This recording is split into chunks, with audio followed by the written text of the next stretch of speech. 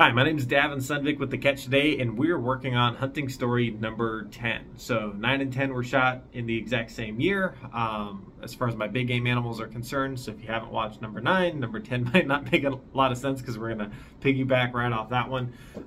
But in case you don't know why we filmed these, there's two main reasons. The first one is if you're going to get advice from people on the internet, you want to know their story to make sure it's similar to what you want to experience.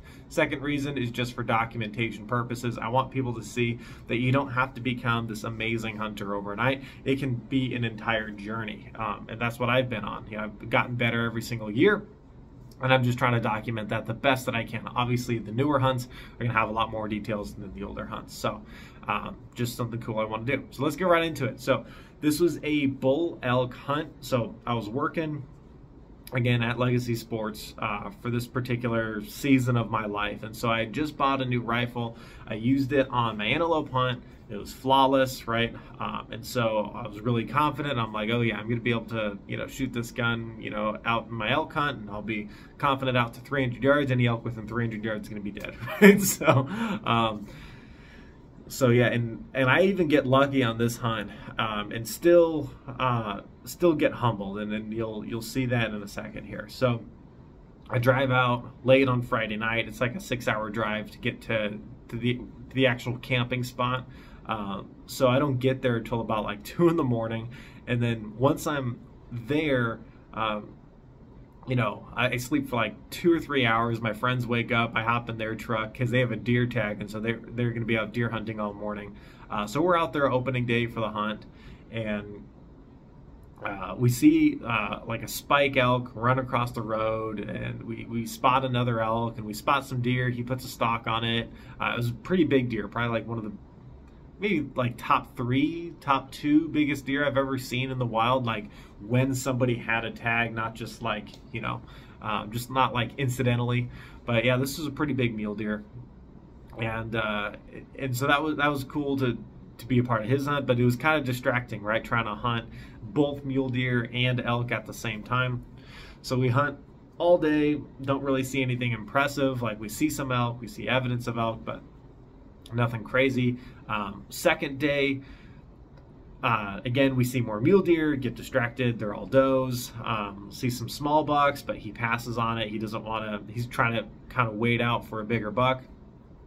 And then on the the later part of the day, in the evening, we see a huge bull elk, and he runs from up the hill, down the hill. He's pretty much gone. We can't spot him again. He's kind of what we call him like no man's land, because it just gets so dang steep that you don't want to be climbing in there and trying to drag out an elk. So we do the same thing on the third day, and after the third day, I'm like, hey guys, like, because they have this spot they call Elk Haven, and really what it means is it's their hellhole, right? So it's like a super long hike, super steep in order to get to the elk, and they're like, yeah, it's brutal. Like that's the last place we go to look for elk if we can't find something elsewhere. So they're like, all right, we're gonna take you to this other spot, Rattlesnake Canyon, but we're gonna just try one more day here, and then we'll go to Rattlesnake. So we do day 4. Hunt all day, don't see a lot of activity. We miss the big elk again. He runs right by us, and he keeps running down the same slope. It seems like in the evening, right? He goes from the top of the slope, and he goes down to the creek bed in the bottom, and he disappears, and we can't find him. So after missing at the same bull elk, twice, and we're not seeing as many mule deer anymore, other than the little ones that my buddy keeps passing on. Then we decide, okay, day number 5, let's go into Rattlesnake Canyon, and it's a far drive from where we camp. So we drive on out there. There's some mule deer spots that we stop at to glass at to see if we see any mule deer. Then we keep on going. We go into Rattlesnake Canyon, and we're driving along, and we're just glassing up every single draw. And he goes, we don't usually see elk until we get to the end of Rattlesnake Canyon. He goes, but it's just a good habit, glass every single draw, because now we're in what we call the elky area. It's the area where they see a lot of elk, and they're like, we normally don't see them at the beginning, but we're gonna look anyway. So Glass up the first draw, don't see one. Glass up the second draw, don't see one. You know, stop the truck at the third draw, you know, glass it up, all of a sudden, boom, I see a bull elk, right? And they had told me earlier in the hunt, they're like, if you shoot a raghorn, they're like, you're pulling it out yourself. So I see this elk, and I'm like, all right, I see one. What do you guys think of it? And my buddy Jack goes, oh, he's wide. And I go, oh, okay, that's cool. I go, so are we gonna shoot him? Is he big enough? They're like, oh yeah, he's big enough. Go, go, go, go, go. And I'm like, all right, let's do this, right? So he's only like 400 yards away from the road. And after I spotted him in the binoculars, then it's, you know, I don't even need the binoculars. I can see him plain as day with the naked eye. But it's weird. It was weird that I couldn't see him with the naked eye until I put glass on him, and then you can't miss him, right? So I do my best case to stalk in. I stalk in about 150 yards.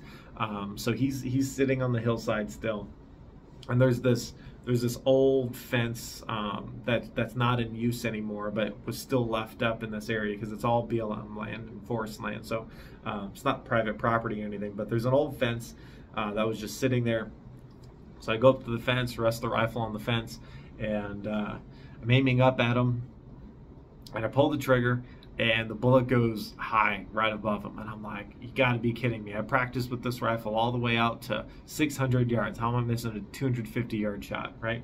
So I'm a little bit lower, I correct, and I hit like way low on him, like lower than I expect. And I'm like how do I miss high and then hit on him low? And it was you know, in the lungs, but it was like just kind of low, like for the hits. And then, you know, rack another round, aim up at my original aiming point that I was used to, and then pull the trigger again, hit high shoulder. He starts coming down the hill back towards the road.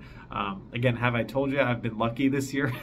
So he comes tumbling down the hill back towards the road, and he rests at the bottom of the hill.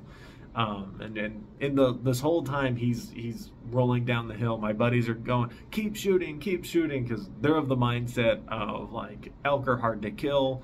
Don't ever, you know, not take an extra shot at an elk to kill it faster. I'm of the mindset of, if you think it's dead, you know, just leave it alone. And so they drive the truck up to where I'm sitting. You know, it's just like grass, so you can drive off the road there. There's really nothing to drive over, you know. And we're talking, and you know, getting our packs ready to go pack out the elk, and I'm putting my rifle in its gun case and unloading it and all that jazz. And you know, I'm getting ready to go hike on out there, and they're like, oh no, we don't ever hike out after the elk when we first get it down. We usually wait like 10-15 minutes. And sure enough, like 5 minutes later, we're chatting, having sandwiches and eating snacks and stuff, and all of a sudden you hear this groan, and it's like, and a lot of people call it like a death groan, because it really is a groan that they let out when they die. So we go out there, pack it into the truck. It only takes a couple of trips because it's so dang close, so we just load up our packs, and with 3 guys it wasn't too hard to get it to the truck, other than we were hiking through this little bog, but that really wasn't too big of a deal. I mean, to do a 100-yard pack out, you know, was practically nothing. So overall, a cool trip. Stayed the extra couple of days to try to help my buddy bag his deer tag. He didn't end up bagging his deer while I was there, but he did end up bagging a deer the day after I had left. And so, yeah, if you ever go hunting with people and they know where the animals are, you're gonna feel like you're a really good hunter. However, understand that finding your own animals is still really important. So if you do get invited by somebody who is into Western big game hunting or mountain hunting, and they know where the animals are, definitely show them some respect, help them with their game animals, offer to be a team player overall, because that's how you get invited onto more hunts where you're going to end up being successful. Appreciate you for watching, and have a great day.